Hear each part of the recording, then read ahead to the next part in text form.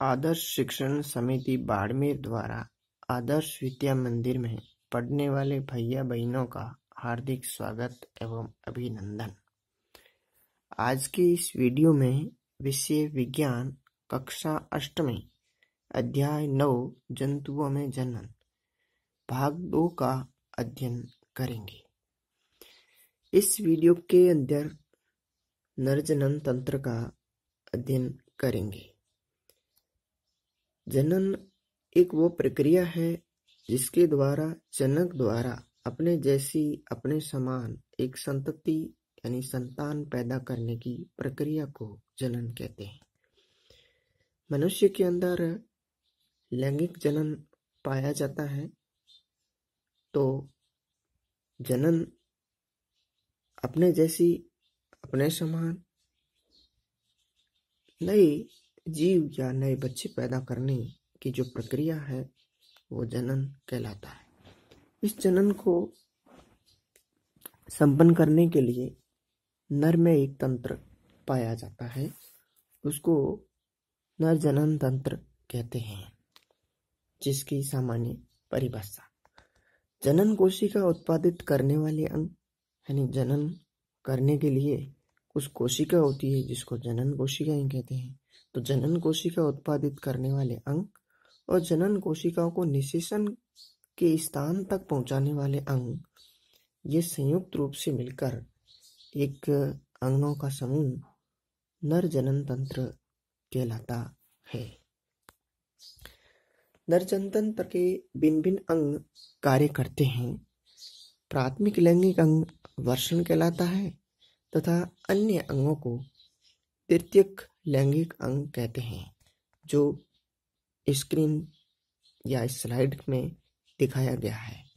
वर्षण कोश, शुक्रवाहिनी, शुक्राशय, प्रोस्टेट ग्रंथि, मूत्रमार्ग और सीसन, ये सभी अंग मिलकर एक तंत्र का निर्माण करते हैं। ये सारे अंग जो स्क्रीन पर दिखाई दे रहे हैं ये द्वितीयक लैंगिक अंग है तथा प्राथमिक लैंगिक अंग वर्षण कहलाता है।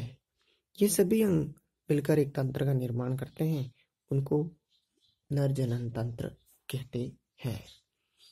स्क्रीन पर नर जनन तंत्र के सभी अंगों का एक चित्रण दिखाई दे रहा है।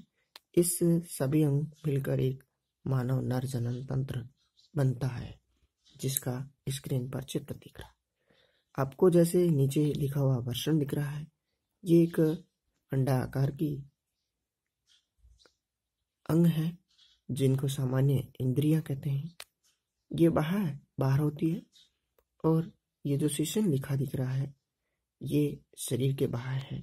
बाकी अंग सारे आंतरिक अंग होते हैं।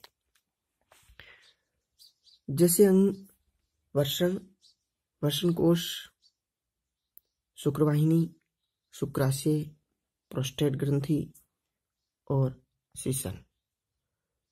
जैसे वापस बता रहा हूं कि वर्षण कोश, शुक्रवाहिनी, शुक्राशय, प्रोस्टेट ग्रंथि, सीसन और मूत्रमार्ग, ये सभी मिलकर एक तंत्र का निर्माण करते हैं, उसके नर जनन तंत्र कहते हैं।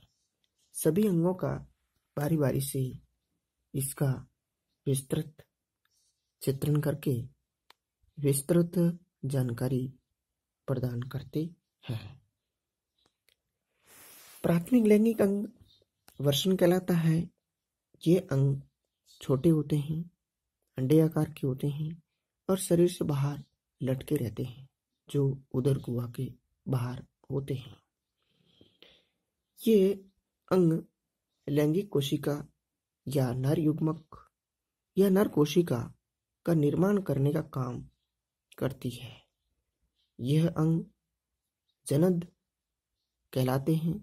अंग जनद यानी नर जनन कोशिका का निर्माण इसी भाग से यानी इसी अंग से होता है, जिसको अपन वर्षण कहते हैं। वर्षण नर जनन कोशिका का निर्माण करने के लिए उत्तरदायी होती है। यह उदर गुहा के बाहर वर्षण कोश में स्थित होते हैं। वर्षण सामान्य दो प्रकार के कार्य संपादित करते हैं।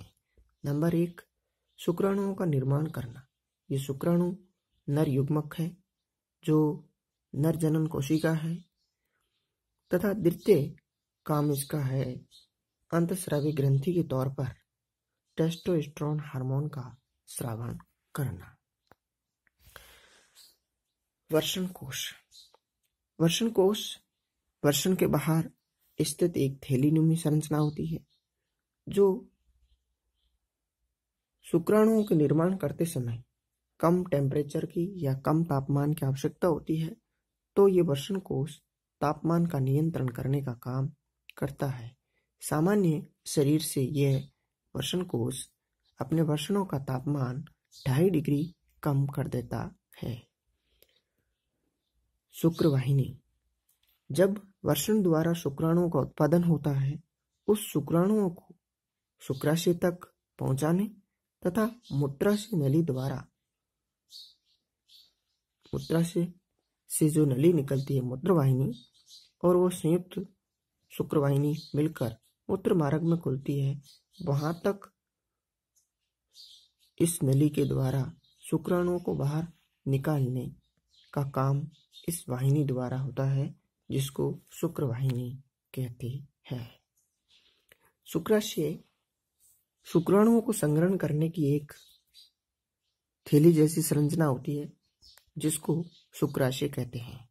शुक्राशय एक ग्रंथि का काम भी करती है, जो एक तरल पदार्थ छोड़ती है, जिसको शुक्र तरल कहते हैं। शुक्राशय तक आए हुए शुक्राणु निष्क्रिय होते हैं। जब शुक्राशय द्वारा तरल पदार्थ मिलता है, तो ये शुक्राणु यानी वीर्य जो तरल पदार्थ मिलने से गति प्रदान करते हैं, जिनको ऊर्जा या पोषण मिलता है, जिससे वो उत्तेजित हो जाते हैं, यानी पोषण प्रदानित होने के कारण निष्क्रिय से वापस सक्रिय हो जाते हैं। प्रोस्टेट ग्रंथि। यह अखरोट के आकार की एक बाह्य स्रावी ग्रंथि होती है, जो एक तरल पदार्थ का निर्माण करती है, जो शुक्राणुओं का पोषण प्रदान करती है, साथ साथ उनको गति प्रदान करने का काम भी करती है। तथा ये ग्रंथि मूत्राशय से जब मूत्र स्खलन होता है, मूत्र बाहर आता है, तो मूत्र मार्ग मूत्र के कारण मूत्रीय बन जाता है, जिसको निष्क्रिय करने के लिए भी ये कार्य करती है। मूत्र मार्ग। यह एक पेशी नलिका होती है जो मूत्र से द्वारा मूत्र के निर्माण के मार्ग में भी, साथ में शुक्रवाहिनी द्वारा संयुक्त मार्ग मिलकर मूत्र मार्ग में खुलती है। इस मार्ग से ही शुक्राणु, मूत्र और प्रोस्टेट ग्रंथि द्वारा जो तरल पदार्थ स्रावित होता है, वो इसी मार्ग से बाहर निकलता है, और ये बाहर मूत्र जनन छिद्र द्वारा बाहर निकलता। मूत्र जनन छिद्र शिशन के ऊपरी भाग से बाहर खुलता है। शिशन ये एक बेलनाकार अंग होता है जो वर्षण कोश के बीच में लटकता रहता है।